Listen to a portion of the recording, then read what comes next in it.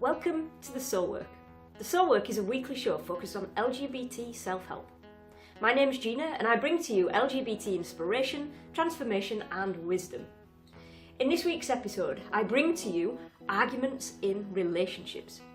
Relationships are our greatest teacher, so I want to talk to you about that today. And this is your LGBT questions all around relationships answered. Relationships. Hot topic at the minute. I've been asked by Diva Magazine, which is Europe's leading magazine for lesbians and bi women, to contribute to a piece all about arguments in gay relationships. Now, what I'm about to discuss doesn't only apply to gay relationships. It applies to all relationships, intimate and otherwise. I was asked 4 questions about arguments in relationships. Listen up for my answers.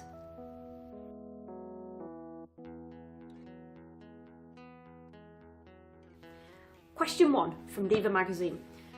What are the biggest causes of tension and arguments in LGBT relationships? Here are my thoughts.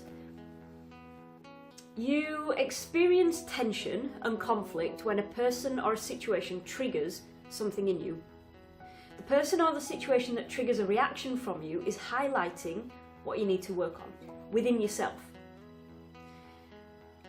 This is how most conversations go. So you listen to what is being said, and then you have a reaction. Your response to that other person is based on that reaction that you just had. So what's going on here? What causes that reaction? There's a split second after you've listened to what was said where you place a judgment on what is going on. And that judgment causes you to have an emotional reaction to what was said. The feeling that you have in that moment, it's not an emotion based on what was said, it's an emotion in response to the judgment that you just made about what was said. What is triggering you here is it's here to teach you something about yourself. It's flagging up a belief, a fear, or the conditioning you have and that you've experienced throughout your life that needs working through. It's a growth opportunity for you.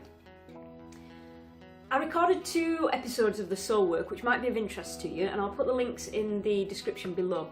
The first one is about what triggers an argument in a relationship, and the second is the controversial way to resolve conflict. If you're interested, you want to find out more, check out those videos. The link for both of them will be in the description below.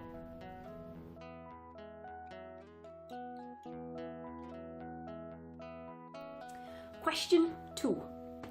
What's the best way to resolve an argument with a partner? Brilliant question. Here are my thoughts. Become aware of your interpretations. So listen to your partner, then notice how you interpreted what they said. What's going on inside of you? What were the judgments that you made in that moment?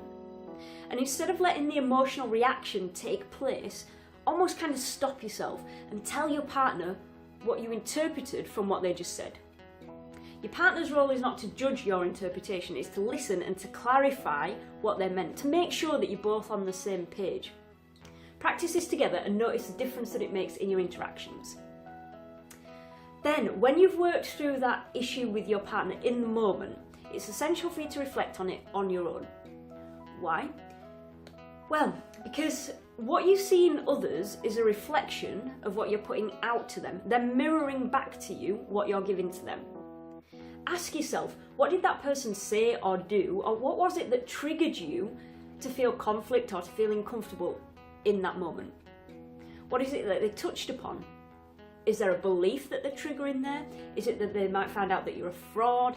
Is it the fear of something, maybe losing control or looking silly in some way? There's something going on underneath the surface, so identify what that is. Then work through it. If you don't work through it, the universe will keep bringing you situations and people that will trigger the exact same thing in you until you recognise it and begin to work through it. That's how it works. Instead of viewing this as a negative experience, this whole argument situation, don't view it as a negative experience. Turn it around in your head. View it as an opportunity to get to know each other on a deeper level.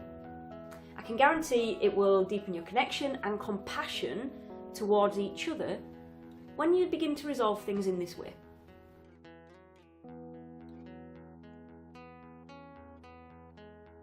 Question 3.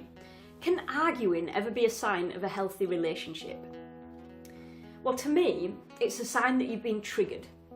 And it's a perfect opportunity for you to learn something about yourself and to grow. As I said earlier, relationships are your greatest teacher.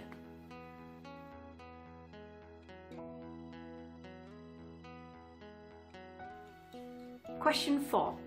How do you know when arguing means it's time to call it quits? Good one. Here are my thoughts. When you are in the swing of an argument, it may feel like it's time to call it quits. But the thing is, you're going to continue to experience the same arguments, be it in this relationship or another one. This isn't about your partner. This is about what's going on inside of you. And you can never quit on you. Resolve what's going on inside of you and you resolve the argument with your partner. 4 great questions there from Diva Magazine. If you are experiencing arguments in your relationship, I hope that's given you some insights, some inspiration and something that you can take away to work on. And listen, if you want to go into this in a little bit more detail and you want to explore working with me in the new year, drop me a message. I'm at the stage at the moment of organising my diary for January through to March. And there are lots of different ways that we can work together, suitable for all budgets and levels of income. Don't worry, I'm not going to ask you to pay anything right now. This is literally so I can allocate you a space in my diary. There are a few different things that we can work on, so here they are in a nutshell. I offer self-discovery and self-help programs. We can uncover your purpose and figure out your next steps. We can work on growing your personal brand. And I've also got a super cool retreat coming up. It's a business retreat in Portugal later in the year. I'll put the links to the ways that we can work together in the description below, as well as how to get in touch with me. If you've got any questions, please feel free, drop me a line and ask away. If you're not already, follow me on Instagram and Facebook for daily wisdom, self-help tips and mindfulness moments. And one last thing, if you like this episode, please hit the like button, share it with your friends and be sure to subscribe to my channel.